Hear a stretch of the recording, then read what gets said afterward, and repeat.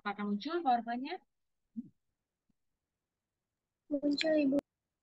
Oke, kita harusnya hari ini udah UTS karena saya 2 kali tidak masuk ya. Minggu lalu juga tanggal merah.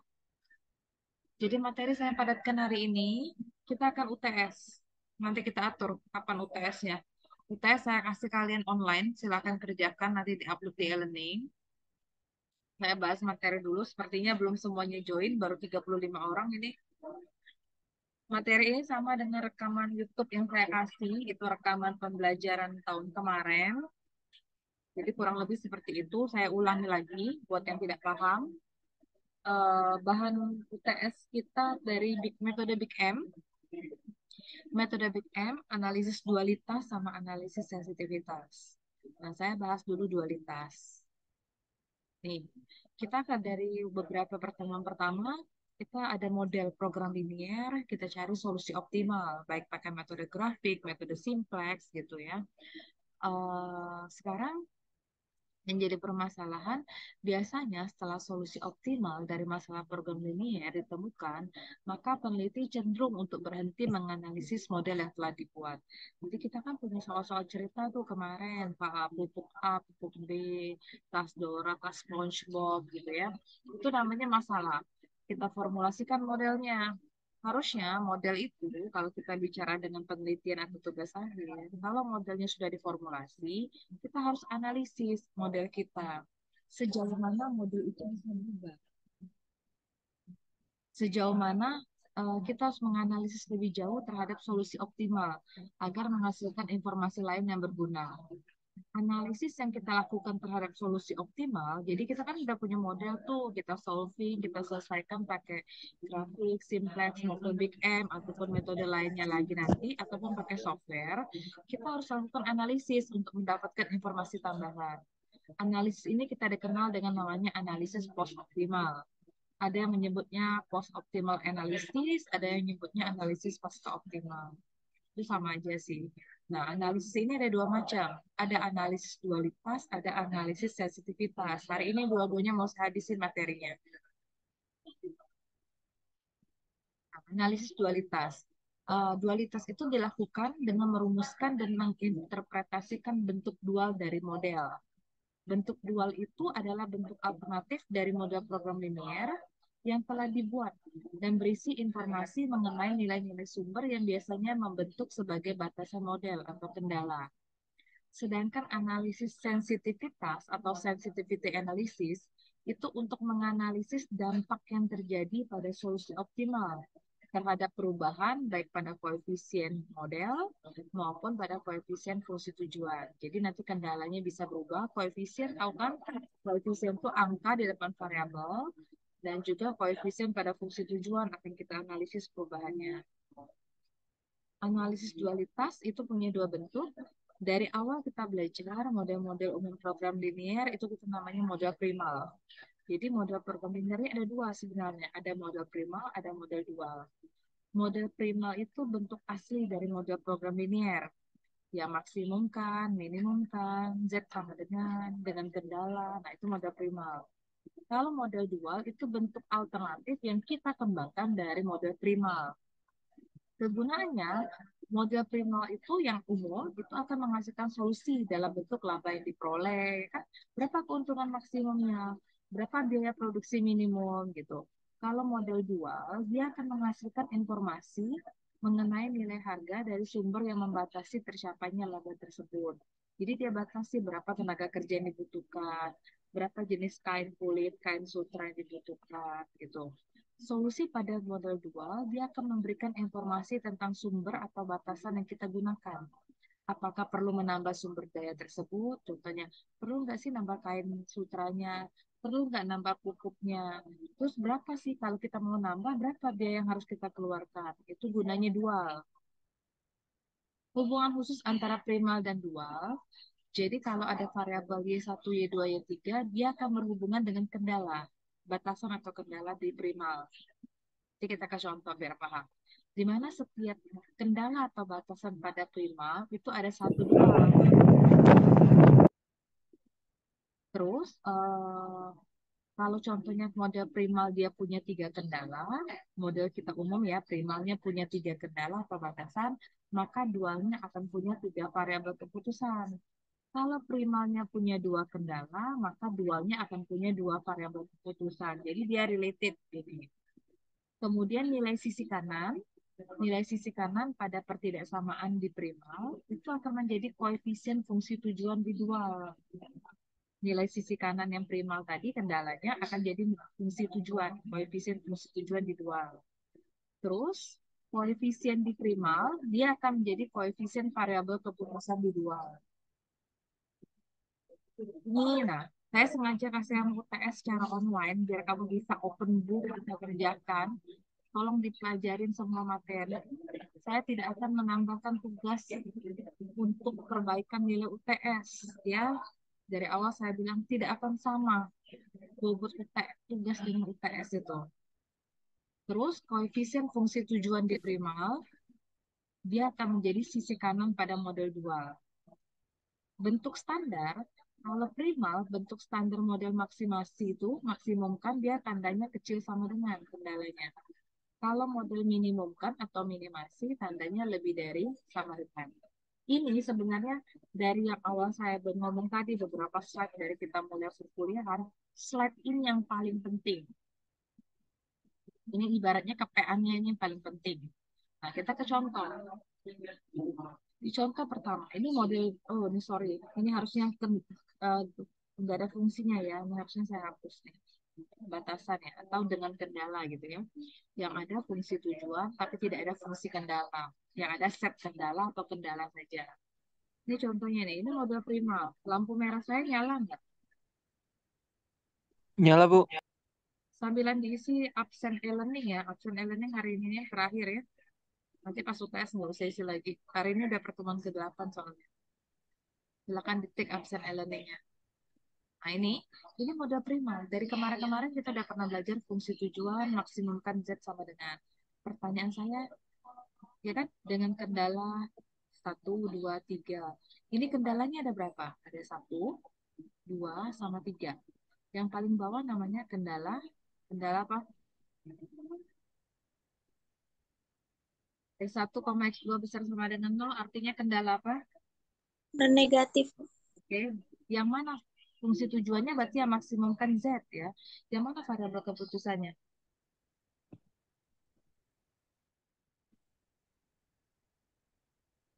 Variabel keputusannya yang mana? X1 sama X2. Ya, oke, paham ya. Itu model primal. Jadi kita kan kerjain ini. Kalau dua variabel kita pasti bisa pakai si apa? Metode grafik. Boleh pakai simplex gitu ya. Nah, sekarang model primal ini mau kita kerjakan jadi model dual. Nah, tolong diperhatikan. Tadi catatan saya pertama apa? Kalau fungsi tujuannya maksimumkan di primal, di dual dia akan jadi minimumkan. Lihat di primal, kendalanya ada 1, 2, ada 3. Kalau kendalanya 3 di primal, artinya di dual itu variabel keputusannya jadi 3. Ada Y1, Y2, dan Y3. Di slide ini nih. Nah, ini saya bilang KPA-nya tadi. Ada 3 nih. Y1, Y2, Y3. Nanti kalau kendalanya 4, berarti ada Y1, Y2, Y3, Y4. Bu, saya nggak mau pakai Y, mau pakai variabel lain, terserah. Yang jelas, kalau di primal sudah X, di dual jangan pakai X. Pakailah variabel yang membedakannya dengan primal. Oke? Itu dulu sekarang. Kalau dia 3 kendala, di primal, maka di dual variabelnya ada 3. Kalau di primal maksimumkan, di dual dia minimumkan. Oke, saya bantu tulis lagi. Sebenarnya sama dengan yang di kotak nih. Saya buat model dual biar sambil kerja nih. Jadi model dual. Jadi fungsi tujuannya karena di sini max, jadi saya buat min z tetap. Kendalanya 1, 2, 3. Berarti nanti variabel saya ada Y1, Y2, dan Y3. Angkanya lihat. Nih, lihat di primal. Sisi kanan 40, 216, 240. Berarti sini 40 Y1, 216 Y2 plus 240 Y3. subject to. Sisi kanan di primal akan menjadi koefisien fungsi tujuan di dual. Ya, slide KPM tadi dibaca-baca. Subject to dengan kendala gimana? Lihat ini. Ini untuk X1 semua nih. Gitu kan? Jadi 2 bukan X1 lagi, 2Y1, 18Y2, 24Y3. Ini tandanya kecil nih tadi. Saya ganti jadi lebih besar sama dengan berapa? Lihat di sini, 160. Kendala kedua, 4Y1 plus 18Y2 plus 12Y3. Tandanya berarti tadi kecil jadi besar sama dengan berapa? 200. Y1, Y2, Y3 besar sama dengan 0. Sampai contoh 1 ini paham nggak? Pasti saya masukkan satu soal di UTS. 3 kendala di primal, jadi 3 variabel keputusan di dual. 2 variabel keputusan di primal, jadi 2 kendala di dual. Nah, gitu kan. Besar jadi kecil, kecil jadi besar. Max jadi min, min nanti jadi max. Kalau di primal punya kendala non negatif, X1, X2 besar sama dengan 0, di primal, di dual juga harus ada Y1, Y2, Y3 besar sama dengan 0. Sampai sini, paham nggak? Paham, Bu. Tolong dipahami benar ya ini. Next ya. Udah, boleh saya lanjut? Ini ada di PPT e-learning pertemuan 6 ya. Nah, kenapa saya stop ya? Yes, contoh 2 sekarang. Udah muncul slide-nya? Udah, Bu. Sekarang model primalnya, oh itu ketika saya semuanya belum pernah, aduh udah benerin, sorry ini batasan ya, nggak ada fungsi, yang ada fungsi tujuan. Nah ini model dual, ubah model primal berikut menjadi model dual. Kasusnya ini min, jadi dia apa? Fungsi tujuannya. Kalau min Max. dia jadi max, variabel tetap z oke. Dengan kendala, lihat, di primal dia punya berapa kendala di primal? Satu, ada 2 kendala, berarti variabelnya nanti ada 2. Lihat di sini. Ini 16 sama 24. Jadi max Z sama dengan 16. Y1 plus 24 Y2. Nilai sisi kanan di primal akan menjadi koefisien fungsi tujuan di dual. Nih, 2Y1 plus 4Y2. Tanda yang ini besar sama dengan akan berubah jadi kecil sama dengan berapa nilainya? 6. Kendala kedua, 4Y1 plus 3Y2 akan kecil sama dengan 3. Kendala non negatifnya ini. Jelas nggak?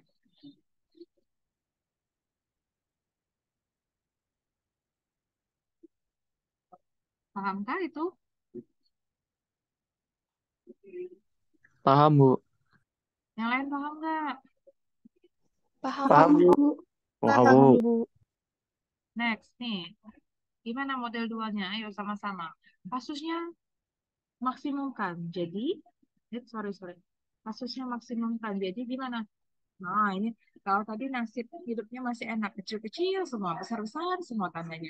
Ini kecil dari sama dengan, ada sama dengan, ada lebih besar sama dengan. Jadi gimana dualnya?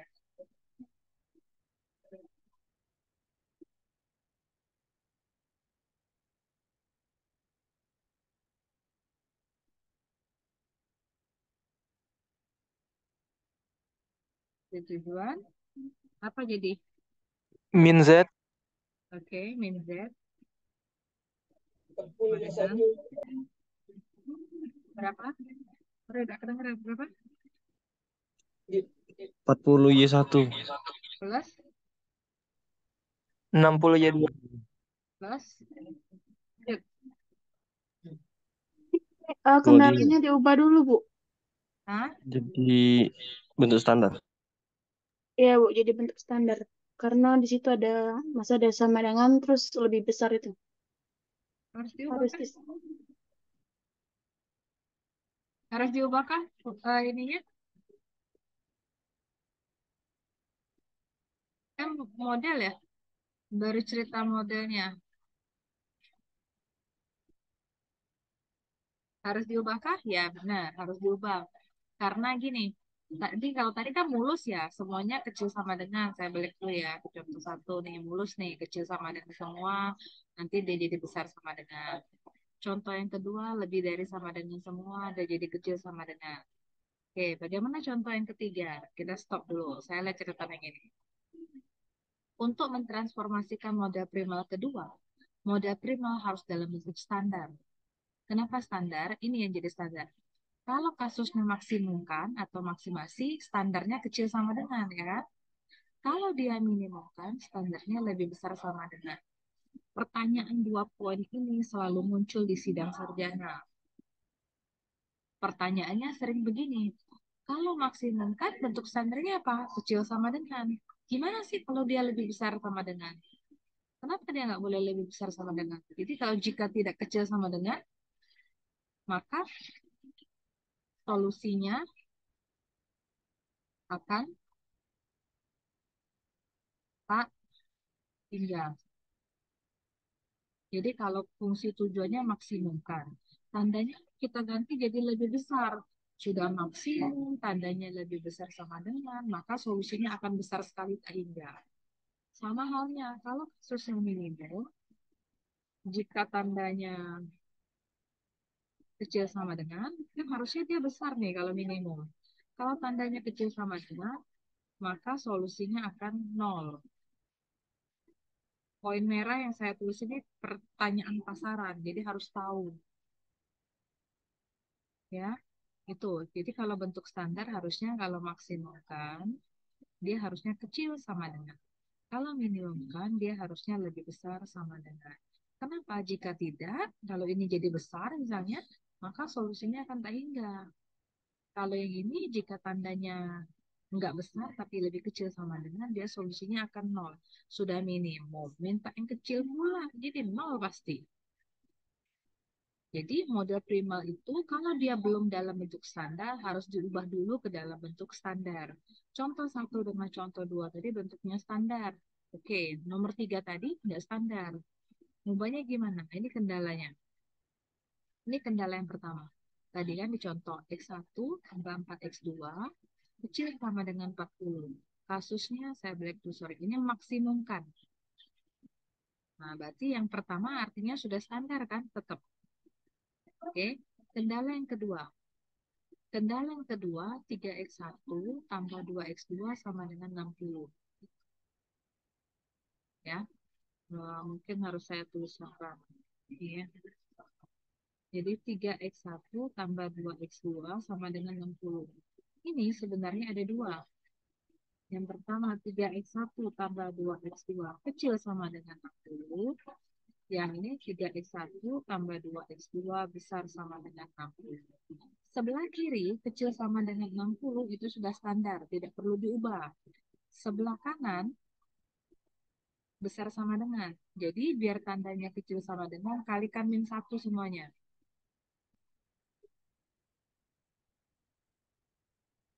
Paham enggak? paham, Bu. Nah, kendala yang ketiga, ini kendala ke satu, ini kendala kedua, ini kendala ketiga. 2X1 tambah X2 besar sama dengan 25. Ini besar nih, ubah kecil, kalikan min semua ya. Min 2X1, min X2, kecil sama dengan min 25. Jadi yang ditulis bentuk standar nih yang saya kotak. 1, 2, 3, sama 4. Gitu ya. Jadi kalau yang sama dengan ini dia punya dua cabang. Seperti di kendala kedua. Yang satunya kecil, yang satunya besar. Kalau dia besar nanti di standarkan dulu. Jadi kita tulis ulang fungsi tujuannya yang tadi 10X1 tambah 6X2, ya kan? Batasannya ini yang saya kotak, sorry, yang saya kotak ini ya 1, 2, 3, 4. Urutannya Bu, Kalau bisa ya pertama, kedua, ketiga, sama keempat. Nah ini ya, 1, 2, 3, sama 4. Variabel kebersifanya X1, X2 besar sama dengan 0. Yang sebelah kiri namanya model primal. Kita mau ubah ke model dual. Jadi fungsi tujuannya apa? Kasusnya di primal itu max. Dia jadi min Z. Variabelnya apa ini ya? 40, 60, min 60, min 25. Minnya tetap terus min ya. 40 berarti Y1 plus 60 Y2 min 60 Y3 min 25 Y4. Subjektunya ini nggak tulis satu ya. Ini nggak tulis satu artinya. Berarti lihat yang di sini ya. Y1 tambah 3Y2 min 3Y3 min 2Y4. Tandanya kalau tadi semuanya udah kecil sama dengan semua, sudah standar, berarti lebih besar sama dengan 10 dari sini. Kedua, 4Y1 plus 2Y2 min 2Y3 min Y4 besar sama dengan 6. Jangan lupa yang ini ya. Sip, gitu. Paham nggak? Aduh, sorry. Paham nggak? Paham, Bu. Paham, Bu. Rekodnya banyak sebenarnya. Kamu nggak mau lihat yang punya saya, punya orang di YouTube kan banyak gitu ya. Nah ini, saya sengaja kasih soal banyak-banyak di slide yang PowerPoint pertemuan 6 ini. Jadi tinggal diubah. Ini min Z. Lihat bentuknya standar belum? Matanya lihat di kendala besar-besar. Min, oke standar ini. Jadi ubahnya min jadi apa? Max ya. Dia mau Y silakan. 40 Y1 plus 50 Y2 nih. Kendalanya 2Y1 tambah 3Y2 kecil sama dengan besar kan jadi kecil nih. Berapa nih variabelnya? 3. Terus 41 plus 2Y2 kecil sama dengan 2. Y1, Y2 besar sama dengan X1 dan X2 sebagai variabel. Y1 dan Y2 adalah variabel 2.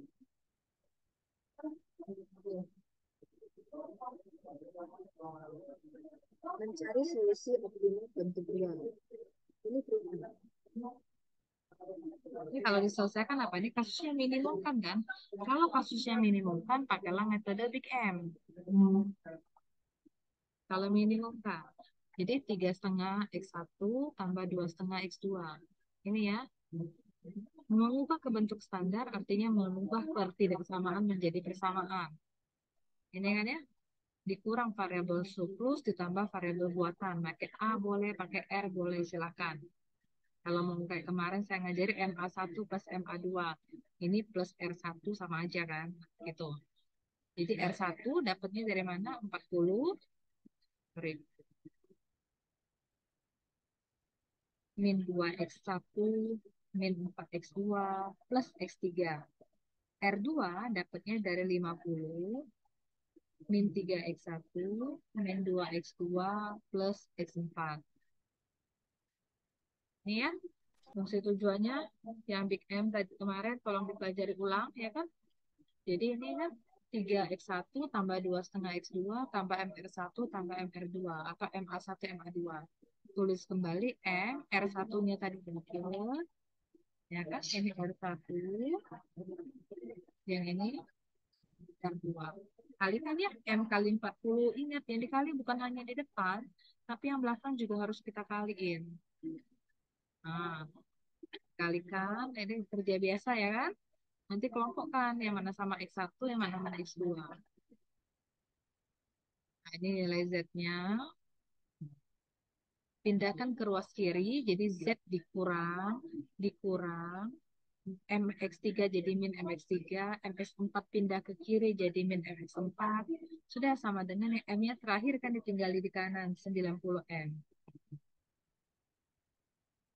Ya, ini kerja yang metode Big M. Dan nggak usah baca lagi metode Big M, kamu coba.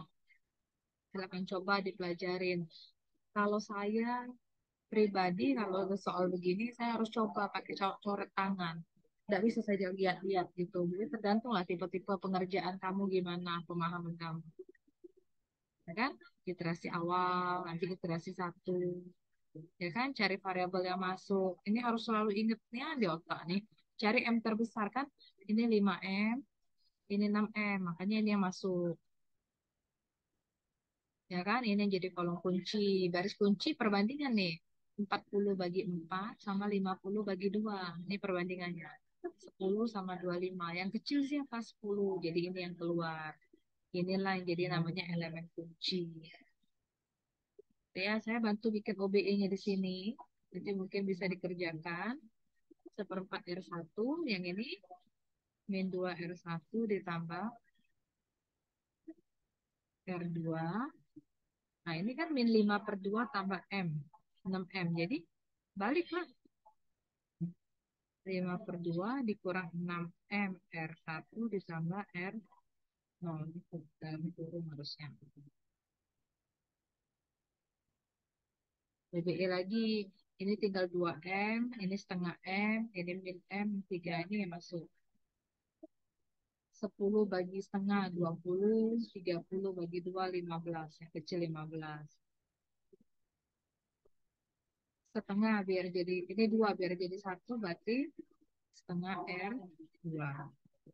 Ini min setengah R2 tambah R1.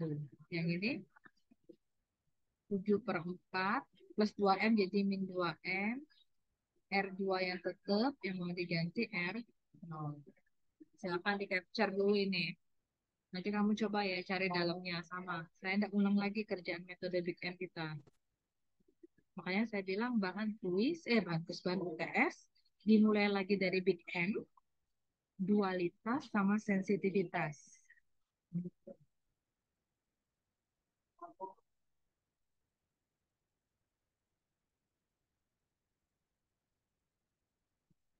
Saya barusan ngirim file Lindo. Lindo itu software untuk mengerjakan. Nanti saya akan tunjukin gimana. Ibaratnya Lindo ini kalkulator untuk mengecek pengerjaan kamu benar apa enggak. Bedanya, Lindo itu cuma menampilkan jawaban akhir. Kayak kita lah perkalian ya, 34 kali 15. Tekan 34 kali 15, langsung dapat jawaban akhir. Gak ada cara ya, gak ada jalannya. Lumayan untuk bantu kamu ngecek jawaban kamu benar apa enggak. Nah ini tabel simplex terakhir ya kan. Jadi nilai Z-nya ini 205 per 4, nilai X1-nya 15, nilai X2-nya 5 per 2.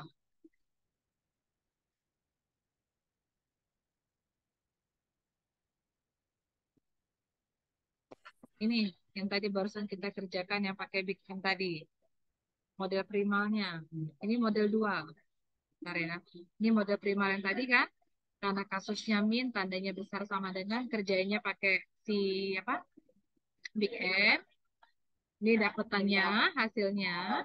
Sekarang kita cobain dual. Dualnya ini kan dualnya. Saya balik ke sini bentar. Nah, ini dual.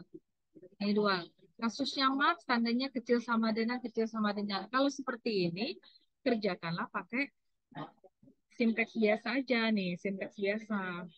Kalau tandanya kecil sama dengan, kita nambahkan namanya variabel apa? Ingat nggak? Kalau tandanya kecil sama dengan, kita nambahkan variabel. Buatan. Ya, nama variabel buatannya apa? Ada 3 tuh variabel kita, apa aja? Surplus, Bu. Oh, salah dong. Kalau kecil sama dengan variabel apa? Kecil sama dengan menambahkan slack, Bu. Iya, slack ya. Jadi Y3, Y4, mungkin saya boleh tulis ini. Y3, Y4 namanya slack. Itu kalau tandanya kecil sama dengan. Nanti kalau tandanya ini slack.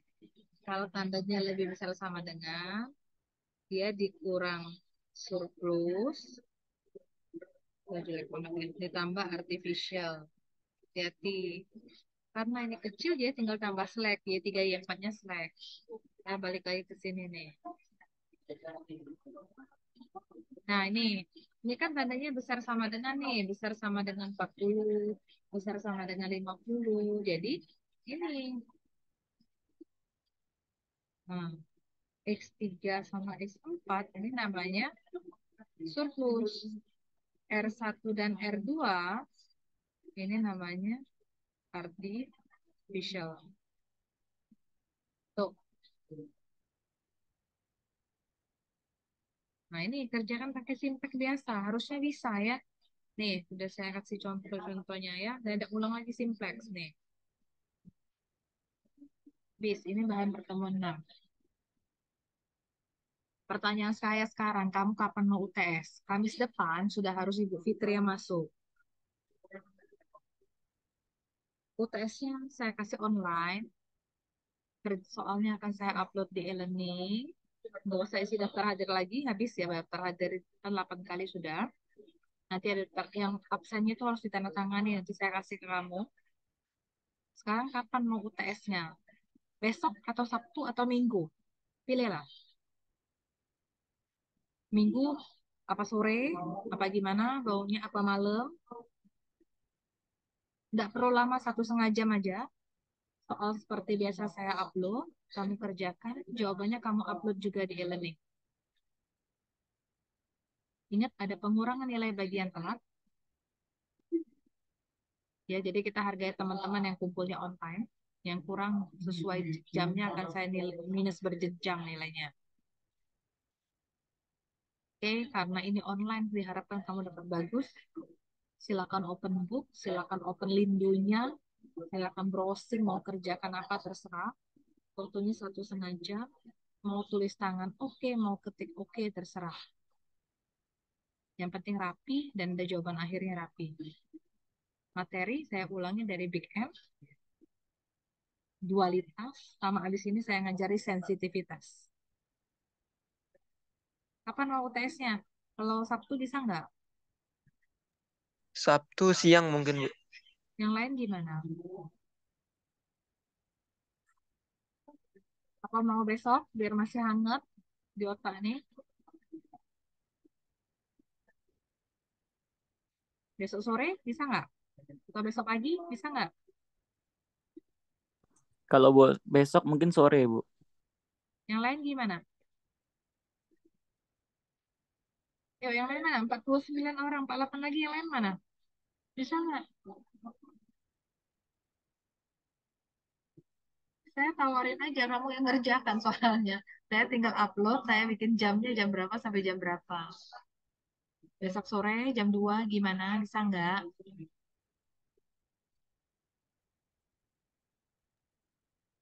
Insya Allah bisa, Ibu. Maaf Bu, untuk besok sore jam 2 itu ada yang MK minat exam. Nah ya, sudah ada bisa berarti. Kalau sore dikit lagi bisa nggak? Kalau online kamu ngerjakan aja di rumah atau di kosan di mana kan? Tapi kalau ada kuliah ya kuliah dulu. Jadi makanya saya buat jamnya. Nanti jangan sampai lagi kuliah, lagi mengerjakan UTS. Saya nggak Ibu, mau gitu. Kenapa? maaf sebelumnya izin masuk. Mungkin bisa di Sabtu siang, Bu. Atau mungkin di Sabtu sore. Ya, yang lain gimana? Terserah Ibu. Bisa Sabtu. Bisa, Bu. Bisa, Bu. Ada yang keberatan nggak kalau saya buat Sabtu jam 1 siang? Coba. Nggak keberatan, Bu. Yang ada coba ngomonglah sekarang.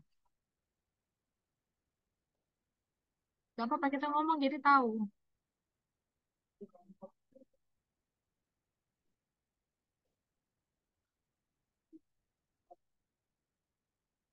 Ada nggak?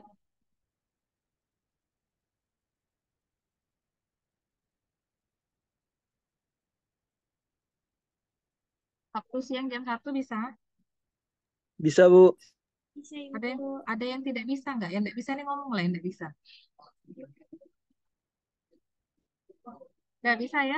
Soalnya kalau saya buat minggu kasihan nanti ada teman-teman yang non muslim ada yang mau beribadah, nanti ada yang mau kondangan. Kalau Sabtu siang kayaknya sudah selesai lah kondangannya. Nanti kamu tinggal prepare mau kondangan malam lagi kalau ada. Soalnya yang saya takutkan tuh nanti kamu ada kegiatan organisasi atau tidak di Sabtu. Nanti alasan Bu saya lagi perjalanan mau ngibes lah, mau apalah. Ya ada oke. Sabtu siang jam 1 saya upload nih soalnya. di e-learning pertemuan 8 ya, e-learning pertemuan 8. Nanti saya halo-halo lagi di grup. Oke, sekarang kita lanjut materi. Primal tadi, ini primal yang kerjakan pakai Big M, nilai Z-nya ini ya, 205/4. Nilai Z-nya 205/4. Setelah model itu kita ubah ke dual, dan dualnya karena dia maksimumkan saya kerjain pakai simplex, saya dapat nilai Z-nya juga 205/4. Jadi harusnya nilai optimal, ingat kita belajar optimal itu tidak selalu maksimum, bisa max, bisa minimum. Sorry, nilai optimal di dual itu akan sama dengan nilai optimal primal.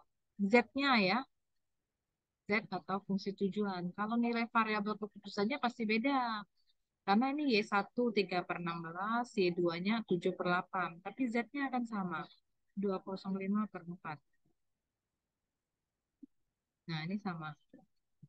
Kalau ini beda pasti X1-nya. Tanda bahwa kerjaan kita benar, nilai Z di primal harus sama dengan nilai Z di dual.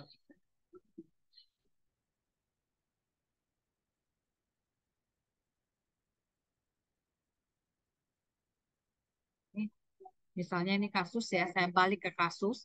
Apa sih Bu ini dari tadi ngomong primal dual? Primal ini kasus yang umum. Kayak tadi, minimumkan berapa jumlah tenaga, minimumkan biaya produksi untuk jenis tas, Dora, dan tas Pombo. Minimumnya. Minimumnya saya dapat 205/6. Kenapa? Untuk apa dual? Dual itu mau ditanya kain kulitnya atau upah tenaga kerjanya berapa. Nah, kalau kita ingin meminimumkan biaya, berarti dualnya kita ingin memaksimumkan yang namanya keuntungan. Makanya nanti ketika di run harusnya dapatnya sama, 205/4, yang ini juga 205/4. Oke, itu habis si dualitas. Ada pertanyaan nggak dualitasnya? Ada yang perlu saya ulangi dualitasnya?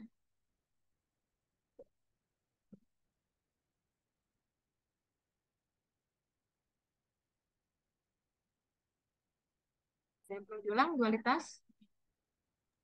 Cukup, Bu. Keluarkah PowerPoint saya yang sensitivitas? Tampil, Bu.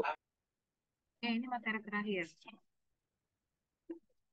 Sensitivitas. Kalau dalam program linear, kita asumsikan. Kamu masih ingat nggak parameter dengan variabel? Jangan sampai salah ya. Saya contoh ya. Misalnya 4x1. Yang mana variabel, yang mana parameter?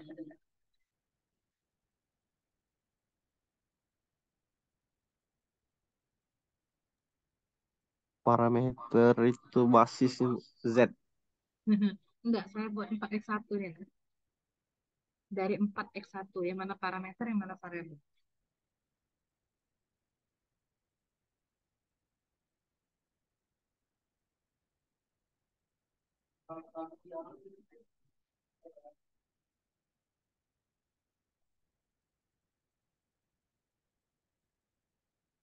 X1 ini namanya variabel.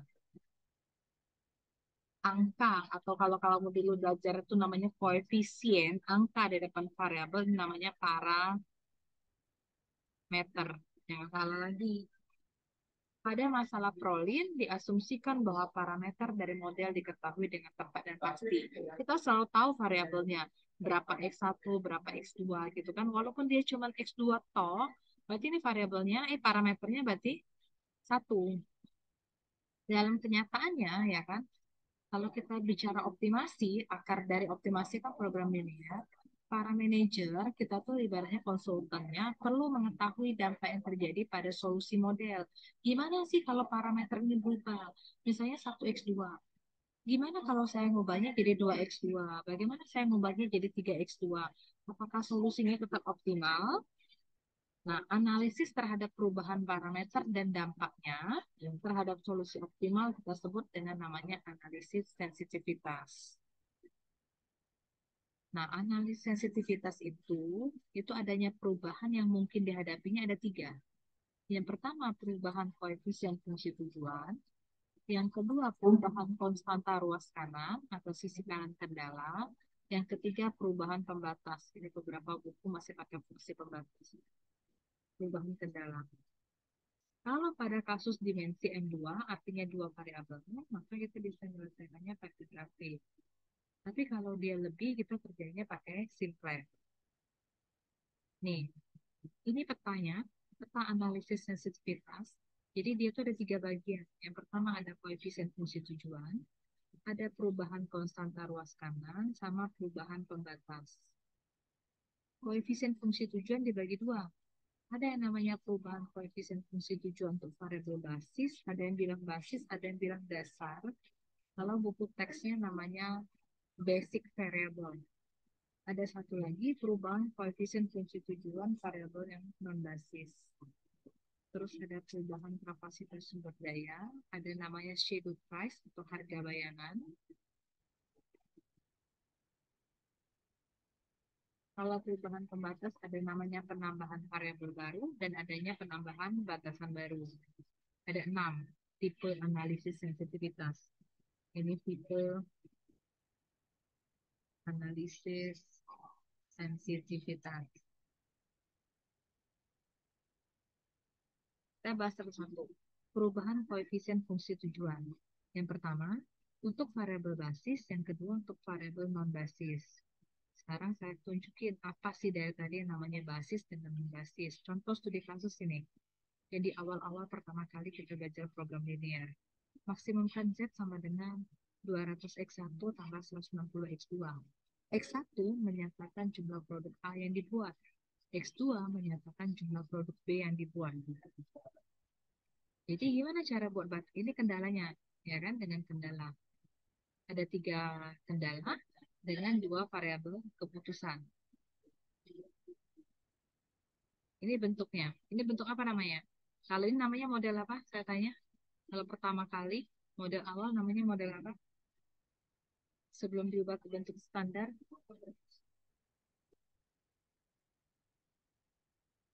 Sebelum diubah ke bentuk standar namanya model apa?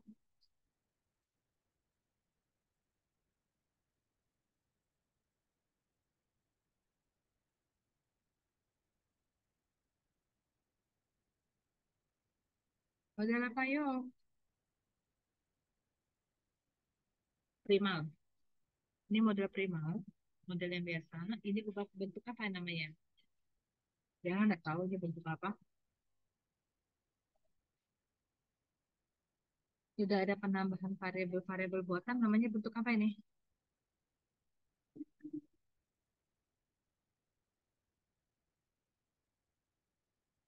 Ketika kita mengubah pertidaksamaan menjadi persamaan, namanya bentuk standar. Paham ya? Ngubah ini bisa nggak? Ngerti nggak cara ngubah ini?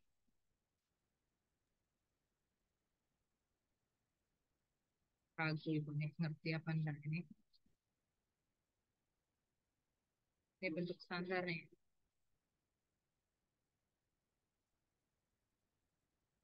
Dan buat nanti kita ubah kendala dulu, tandanya semuanya kecil. Berarti nambah variabel apa namanya? Slack ya. Slack. Slacknya berubah-ubah.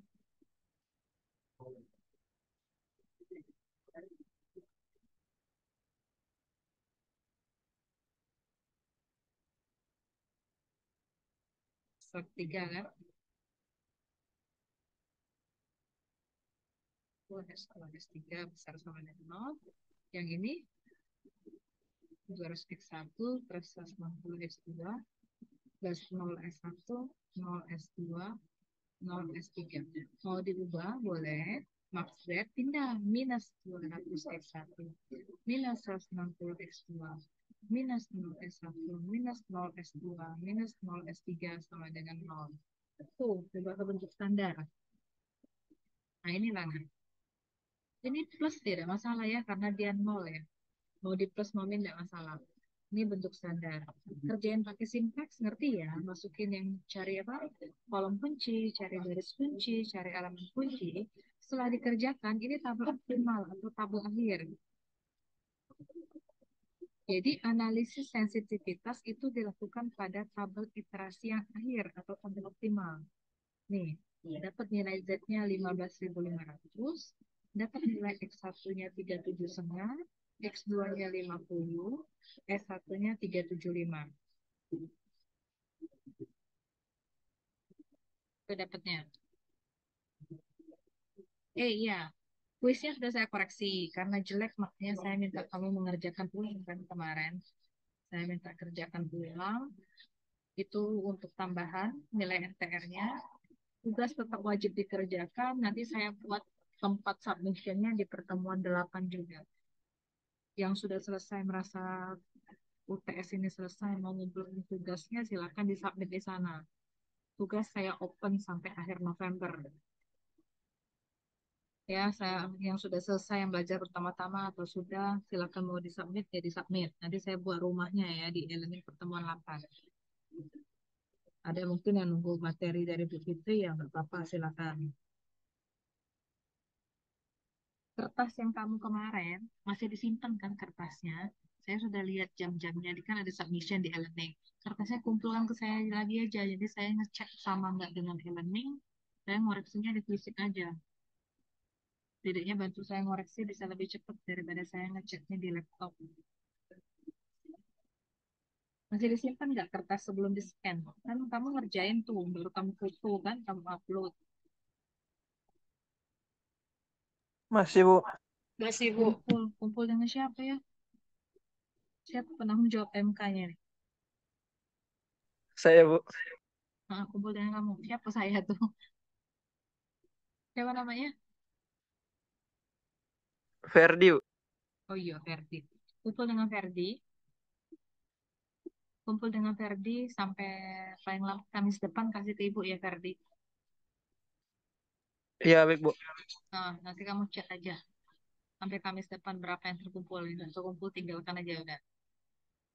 Ya, kertas tugas yang berapa? 2 minggu lalu ya. Kita minggu lalu kan tanggal merah. 2 minggu lalu disubmit ke Ferdi. Kertas UTS yang akan kamu kerjakan hari Sabtu nanti juga disubmit. Daripada kamu terbuang, lebih baik kertasnya kamu submit ke Ibu. Nanti Ibu tinggal lihat sama nggak yang kamu upload. Kalau sama, saya koreksi di kertasnya. Kalau beda, saya koreksi yang dari laptop nanti. Ya, semuanya kumpulkan ke Ferdi. Nanti hari Ferdi yang ngumpul ke saya, jadi tidak rame-rame satu-satu nanti hilang. Oke, saya lanjut. Ini bentuk standar, dimasukin tabel awal, diiterasikan pakai sinteks, selesai. Inilah tabel terakhir. Nah, dari tabel terakhir kita lihat nih, ini kan basis dari kemarin. Ada variabelnya namanya X1, X2, S1. Ini yang namanya variabel basis. Ya, X1, X2, S1 ini namanya variabel basis. Sekarang tadi ceritanya ada yang non-basis. Berarti selain ini, selain 3 yang di kotak ini, itu namanya non-basis. X1 sudah masuk, X2 sudah masuk, S1 berarti non-basis. Nah, ini non-basis.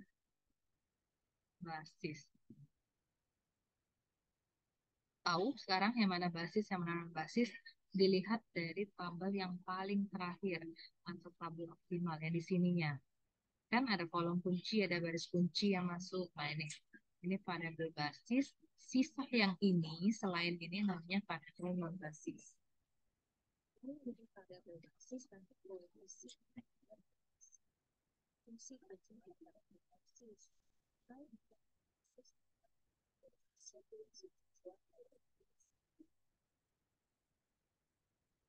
Kan analisis seberapa jauh sih perubahan koefisien fungsi tujuannya. Jadi nanti koefisiennya ya C1, C2, dan C3. C1 itu koefisien X1, C2 koefisien X2, C3 koefisien S1. Kita kan kalau ngitung soal-soal ini berdasarkan kita tuh pengen tahu kan berapa nilai X1 dan berapa nilai X2. Jadi kita akan analisis berapa koefisien C1 dan C2 itu bisa berubah. Namanya berubah itu bisa naik, bisa turun. Tapi tidak mempengaruhi solusi optimal. Solusinya 15,5. Dia harus 15,5, jangan tambah kecil. Jadi berapa nilai C1 dan C2 boleh berubah sehingga solusi tetap optimal. C3 kenapa tidak kita analisis? Karena dia S1. Dia variabel tambahan, jadi tidak perlu kita analisis. Cukup analisis yang menjadi variabel keputusan. Untuk menganalisis yang namanya perubahan koefisien fungsi tujuan variabel basis, ini rumusnya. Ada CJ topi, itu CB kali YJ topi dikurang CJ. Syaratnya apa? CJ topi harus lebih besar sama dengan 0 atau non negatif. CB itu koefisien fungsi tujuan variabel basis pada tabel optimal. YJ itu variabel dualnya dari slide.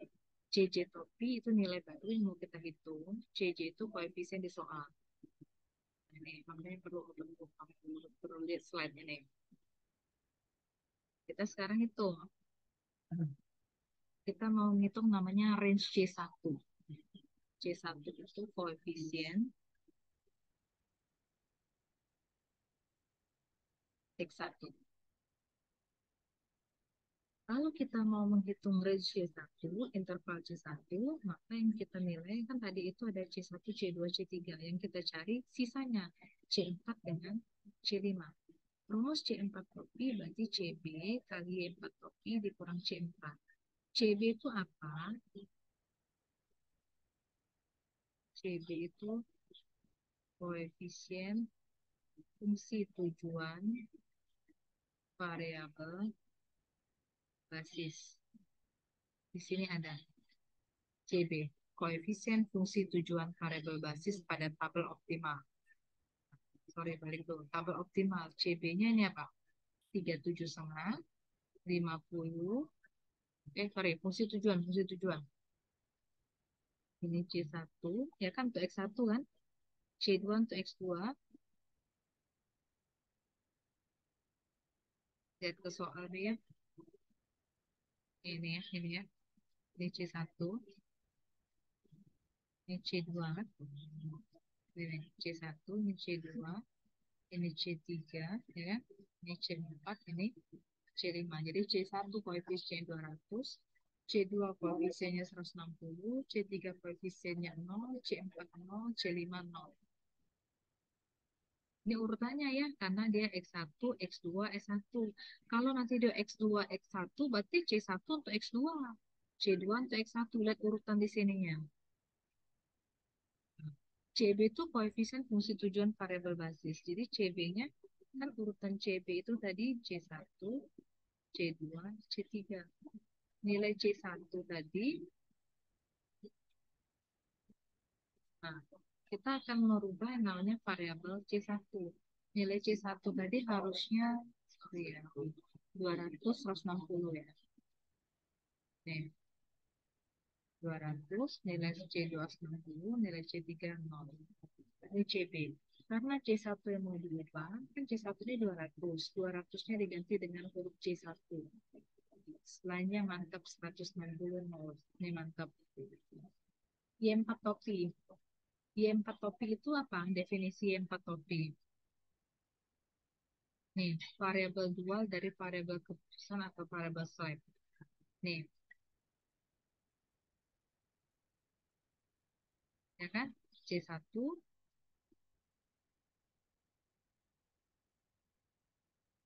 nah, inilah yang jadi namanya kan di kolom S2 kan. Inilah jadi Y4 topi 5 per 120, min 4 per 120, min 150 per 120. Ya, ini Y4 topi. C4 berapa? C4 awal.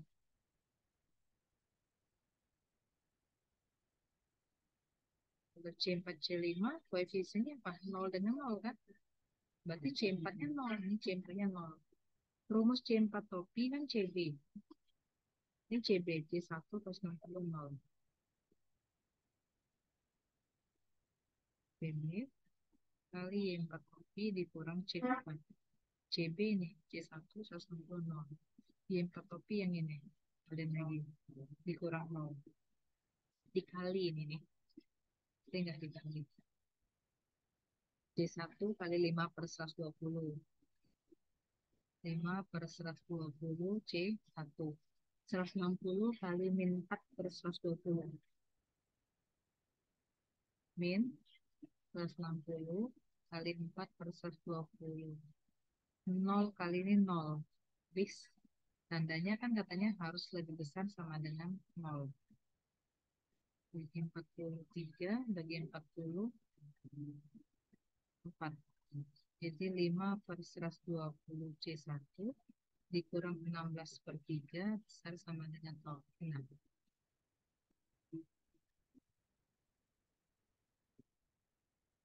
Jadi 5 per 120 C1 besar sama dengan 16 per 3. Jadi C1 16 per 3 dibagi, berarti dibalik.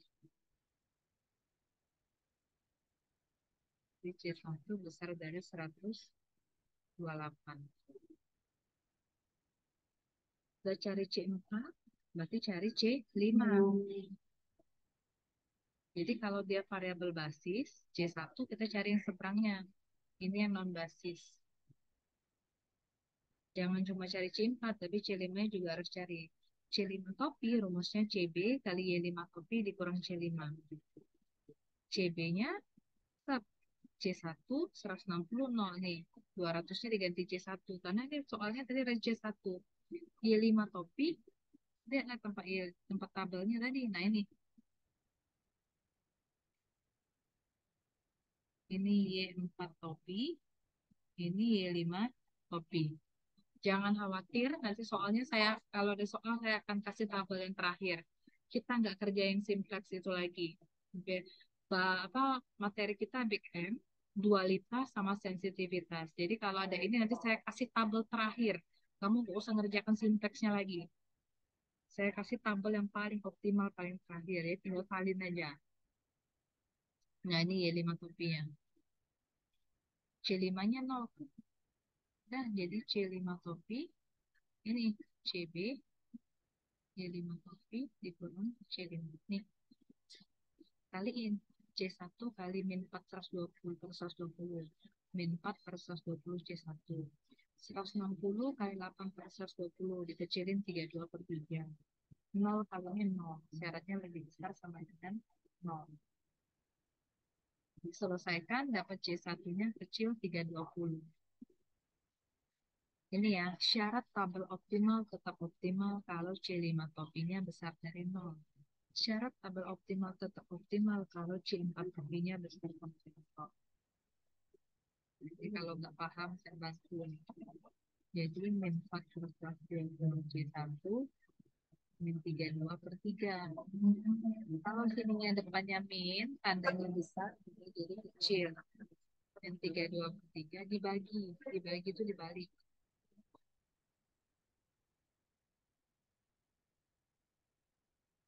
C1-nya besar 128, C1-nya besar 320. Gambar garis bilangan jangan salah kan. 128 pasti dia di sebelah kiri dari 320. Besar 128. Bersama dengan ya, itu ya, kecil 320 ya, kan kita tulis. Daerah yang dapat peraturan pencobaan 2 kali itu hasil dengan menjadi 128. Kecil 1, kecil 32. Itu cara cari rincian. Artinya apa? Soalnya dia ada pada Ibu, suaranya nggak kedengeran soalnya kecil. keterangan. Nih, sekarang kedengeran nih.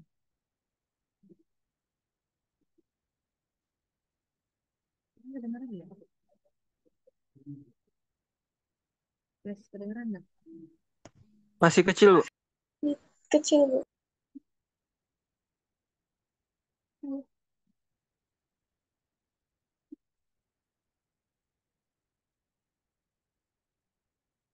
Boleh, kedengeran nggak? Sekarang masih. Udah jelas, Bu. Sekarang kalau ini artinya selama 128 kecil sama dengan C1, kecil sama dengan 30, 20, kedengeran suara saya? Kedengaran, Bu. Iya, Bu. Nah, artinya kalau dia selama dalam interval ini, tabel optimal akan tetap optimal. Namanya judulnya analisis sensitivitas. Jadi bukan cuma hitung, saya butuh kalimatnya ini. Kalau bingung bikin kalimatnya, inilah template-nya. Ya, kamu ngedit-ngedit video, nah ini template-nya lah. Tinggal ganti aja. Artinya, selama interval Q1 antara 128 dengan 320, maka tabel optimal akan tetap optimal. Artinya, nilai X1 dan X2-nya tetap. Kalau dia di luar interval, ini C1-nya kan, gimana kalau dia kecil dari 128? Gimana kalau dia lebih besar dari 320? Tabelnya tidak optimal lagi. Itu aja. Template kalimat ini boleh dipakai. Jadi nanti kalau intervalnya lain tinggal diganti di sini. Ini range C1. Sekarang range C2. Basisnya ada C2. Sama, cari C4 topi dengan C5 topi lagi. Sama, kerjaannya dicarinya sama. Nah, ini tadi kan 200, 160, 0. 200-nya diganti C1 kan. Jadi C1, 160, 0. Nah, kalau sekarang karena C2, 200-nya dibuat. Nilai C2-nya hilang, jadi C2. Nih, CB. Saya ulang lagi. Jadi kan harusnya gini. Sekarang kan ceritanya C2 nih, range C2. 200-nya tetap, 160-nya jangan tulis. Jadi C2, ini 0. Y4 topi sama dengan yang sebelumnya.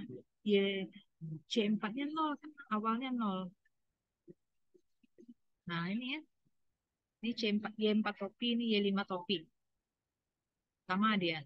Y4 topi, Y5 topi. Nah, tinggal masukin rumusnya. CB kali Y4 topi dikurang C4.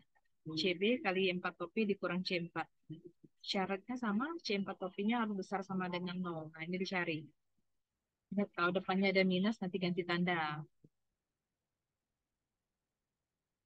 Ini kan min 4 per 120 C2. Besar sama dengan dipindah kan? Min 1000 per 120. Karena depannya min, tandanya besar jadi kecil. Nah, ini. Sekarang cari C5 topi. CB kali Y5 topi dikurang C5. CB-nya sama, tinggal ganti Y5 topinya. Dapat C2-nya. Kalau bagi interval, kalau dalam interval, 100-nya di kiri, 250 di kanan. C2 kecil sama dengan 250. C2 besar sama dengan 100. Nah, itulah. Jadi ada pada 100 dengan 2,5. Nih, 100 sama 2,5. Template ini boleh dipakai lagi. Artinya selama nilai C2 pada interval 100 dan 250, tabel optimal akan tetap optimal.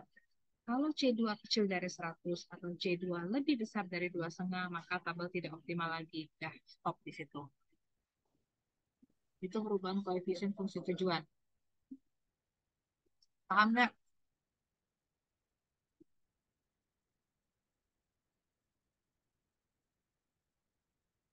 Nah, ini ya, fungsi tujuan yang variabel basis. Ya, non-basis jarang dibahas, karena kita jarang menganalisis. Kita menganalisis berapa sih nilai variabel keputusan. Jadi, variabel keputusan biasanya masuk dalam basis. Nah, ini ya, variabel keputusan X1, X2, dia masuk dalam basis. Jadi, jarang menganalisis C3, C4, C5-nya jarang. Jadi, nggak usah, saya yang pasti aja nih.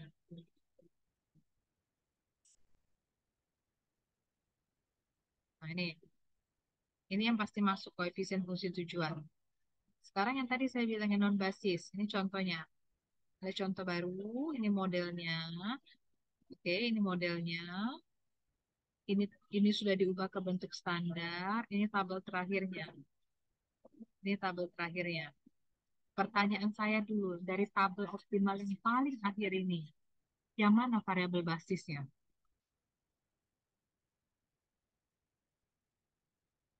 Ini tabel terakhir nih, simplex kita yang paling terakhir, sudah selesai iterasi. Yang mana variabel basis? Tadi saya udah terangin, yang mana variabel basis? Lihat di sini, yang mana variabel basisnya? S2, S3, Bu. Yes, benar. Variabel basis X1, X2, X3. Berarti yang non-basis, siapa yang non-basis? Dan non-basis siapa selainnya? X1 sudah ada, X2 sudah ada, berarti S1 dengan S2. Jelas ya? Kalau X3 itu, Bu? Oh, ada X3 ya? Oke, tinggalan. Oke, dari soal ini. Nah, dari soal ini. Yang mana variabel keputusannya? X1, X2 sama X3 ya kan? X1, X2 tadi masuk yang namanya variabel basis. X3-nya variabel non basis. Karena di tabel terakhir nih ya, hanya X1 dengan X2. X3-nya tidak masuk, makanya X3 masuknya di variabel non basis. Oke, dari sini kita ketahui yang non basis adalah X3. Kalau dari sini tabel bisa kan bacanya, ngerti nggak? Z-nya berapa nih?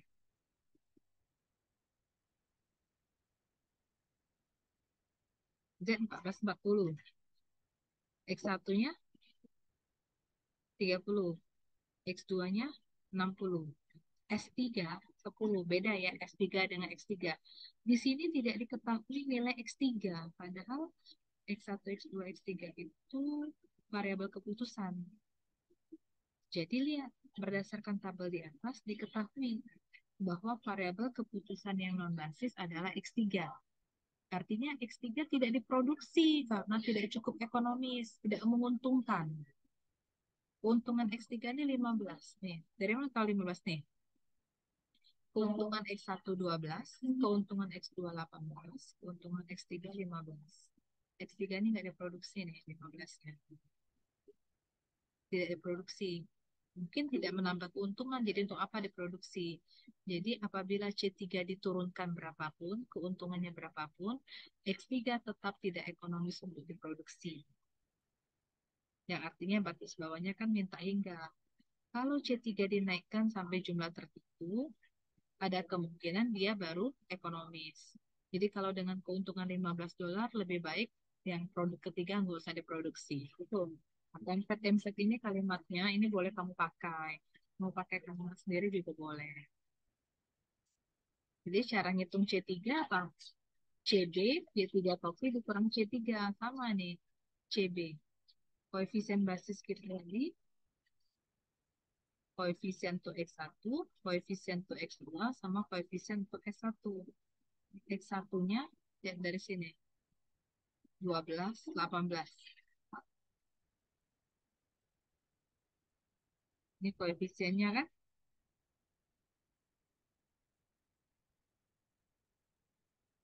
12, 18. S1 kan 0. 12, 18, 0. Y3 topi dari mana? Dari tabel akhir. Y3 topi 3 itu untuk S1. Sorry. Ini 3. Ini kan 1, ini 2, ini 3.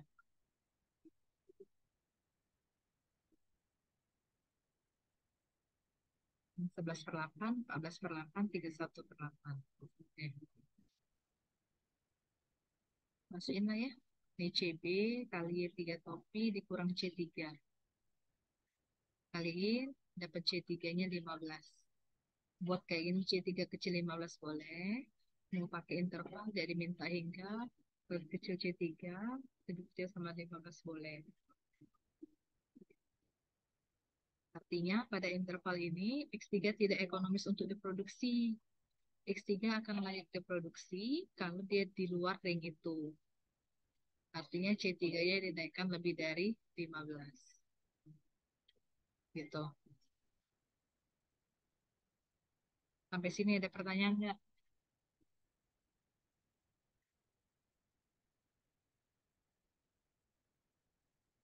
Rumus-rumus ini yang perlu dipahami.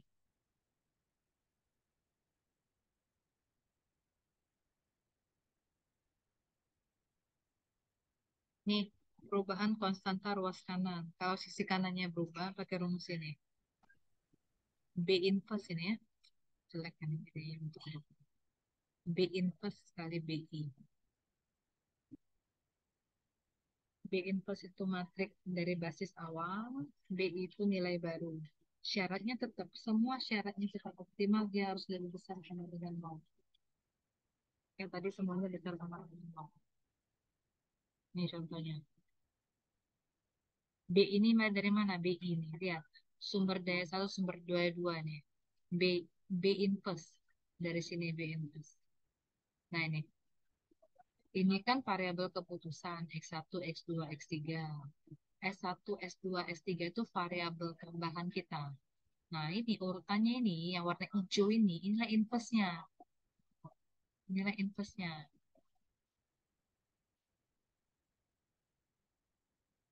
Ini inverse-nya. Nah, BI ini sisi kanan. Sisi kanannya apa? Sorry. 30, 60, 10. Itu solusi. Sisi kanan yang ini. 480, 360, 580. Nih. 480, 360, 580. Nih. Karena B1, ini soalnya kan katanya range B1. Harusnya BI itu kayak ini.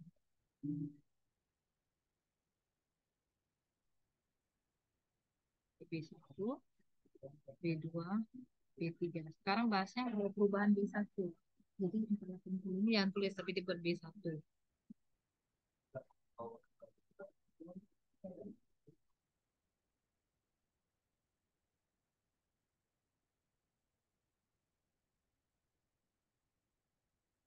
Ini B2, ini B3.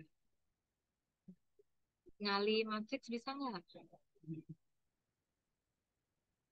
Baris kali kolom. Baris kali kolom. Baris kali kolom.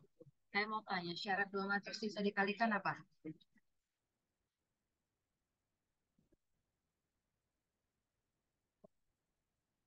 Syarat dua matriks bisa dikalikan apa?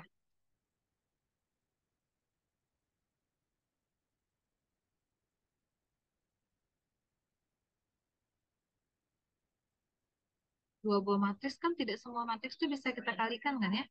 Apa syaratnya? Jumlah kolom pada matriks pertama harus sama sama jumlah baris matriks kedua. Ya, betul. Jadi itu bisa dikalikan kan? Nanti kamu kaliin tuh 5/8. Kalikan B1. Ditambah min 6/8 kali 360. 0 kali 580. Saya perlu buat nggak kira-kira?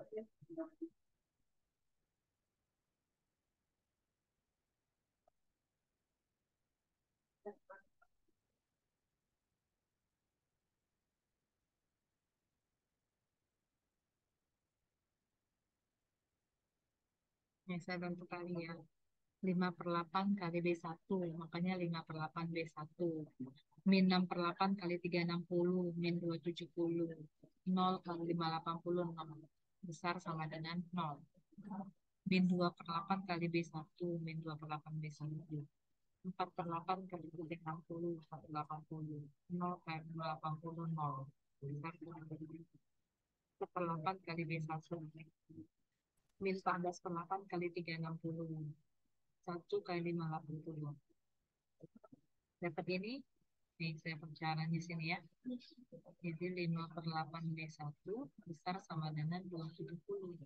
Jadi B1 270 bagi 5/8 kali 8/5. 432. Nih, ini lagi. Min 2/8 B1 besar sama dengan 180. Tandanya berubah ya, karena ini min ya.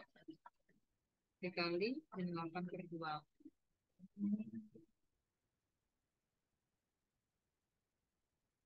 Ini min 630 tambah 580 berapa? 50 ya.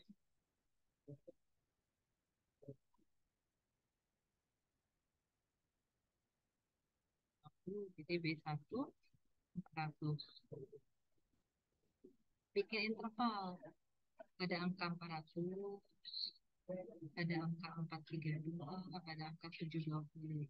Lebih besar dari 432. lebih kecil dari 720, lebih besar dari 400. Mana ada pertumpuan banyak ini ya? Tuh, 432, kecil B1, kecil 720. Nah, gitu ya. Jadi nggak jadi ada beda-beda dia. Nah, ini template-nya. Jadi bilang, selama dia ada pada interval 432 dengan 720, maka solusi optimal akan tetap optimal. Gitu aja. Ini nggak usah. Sampai sini aja nih. Ini nggak usah. Nah, sampai sini aja. Nah, yang B2, tinggal ganti B2. Rumusnya sama kan rumusnya? B1, tinggal diganti kan?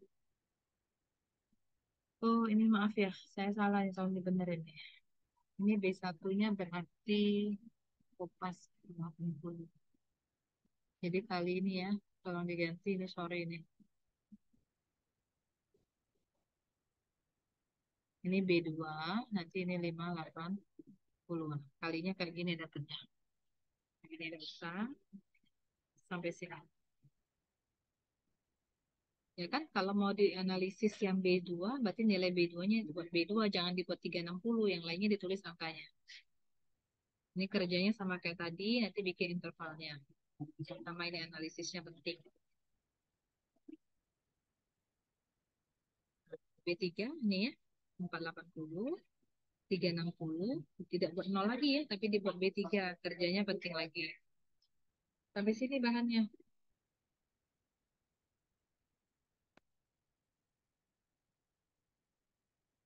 Jadi ini, rumus ini yang penting. Rumus ini yang penting. Penting sama analisa. Nah, ini yang sisi kanan. Kerjaan yang lain sama. Nah, shadow price, cukup dibaca aja. Shadow price itu harga bayangan. Penentuannya sama si kerjanya. Ini kamu bisa baca nanti.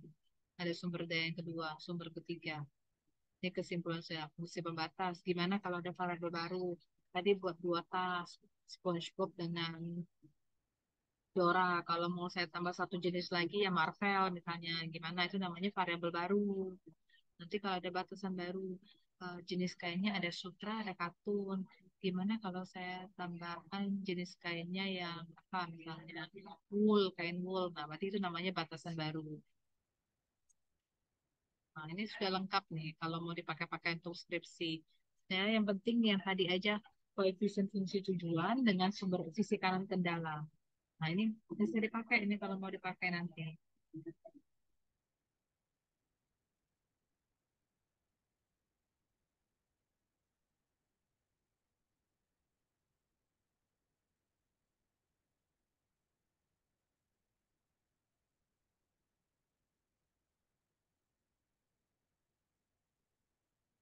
Nah, makanya sampai sini nih. Nah, sampai sini, range B2.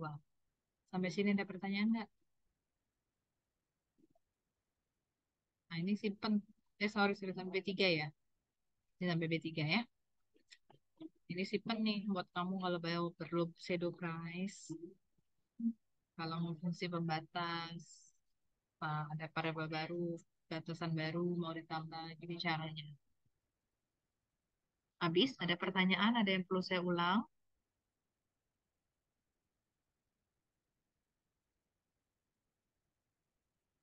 Ada bagian yang perlu saya ulang.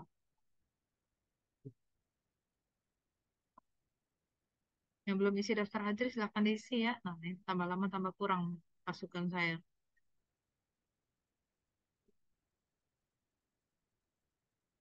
Ada yang perlu Ibu ulang nggak? Cara belajarnya itulah. Ulang lagi, tulis sambil ngikutin. Nanti, nah dari mana angka ini? Y4 topi, cari lagi. Oh, Y4 topi ini Y5 topi gitu. Jadi kamu tuh sebenarnya harus punya template. Nah, ini kan Ibu singkat nih. Kalau di PPT kan slide ini ya, tadi yang hitam-hitam ini, yang merah-merah ini kan tambahan saya ngitung. Jadi kalau bisa kamu buatnya terstruktur seperti merah saya ini, nah terus-terus ke bawah. Jadi nanti kalau ada latihan atau UTS nanti tinggal ganti-ganti angka. Tidak mikir lagi, dari mana angka 5 per 120 ini ya? Nah, kok tiba-tiba bisa dapet C1 besar 128 dari mana? Makanya ini, nah. Ini kan saya buat yang merah di bawah nih. Untuk urut ke bawah. Oh, akhirnya dapetlah 128. Terstruktur memang. Ada yang perlu saya ulang? Kalau ada perlu ulang, saya ulang. Kalau enggak, berarti sudah cukup paham. Atau nanti tinggal, ini recordnya nanti saya share lagi.